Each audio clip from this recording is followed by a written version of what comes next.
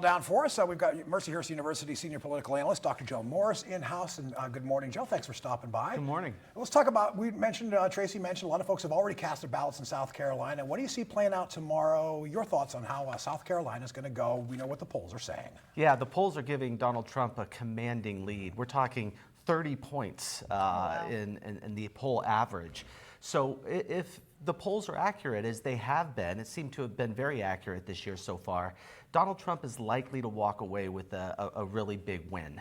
Do you see any different outcome when it comes to that actual general election? Well, I think in terms of the primary election coming up on Saturday, we're likely to see Nikki Haley do a little bit better than the polls are suggesting. She's counting on those independents, right? And other, you know, maybe the non-traditional types of voters. Yes, in all likelihood, we will not see a 30-point lead, but we will, in all likelihood, see Donald Trump walking away with a pretty big win here. She's vowing to stay in the race, though, beyond this Saturday. If that plays out like you're expecting it to come tomorrow, where does Nikki Haley theoretically go from here? Well, we have Super Tuesday coming up, sure. Just a few weeks away, and we have states from Maine all the way to California voters will be casting ballots. Yeah. And she's hoping that given the more moderate voters that we see in the states that are coming up on Super Tuesday, to do a little bit better than she has done in the past. So from her perspective, there's still hope for her to hang in this long term.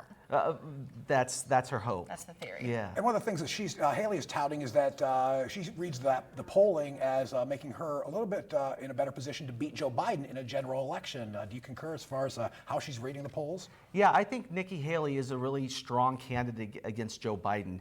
As a matter of fact, I can't tell you how many people from Pennsylvania, Republicans in Pennsylvania, that I've talked to in the last few weeks who have told me that they voted for Trump twice, but Nikki Haley's their candidate right now. And I've even talked to many Democrats who say that both Donald Trump and Joe Biden are simply too old for the office, and they are thinking of changing their party to vote for Nikki Haley. Whether they're going to have a chance to vote for Nikki Haley in this primary round is anyone's guess. Sure.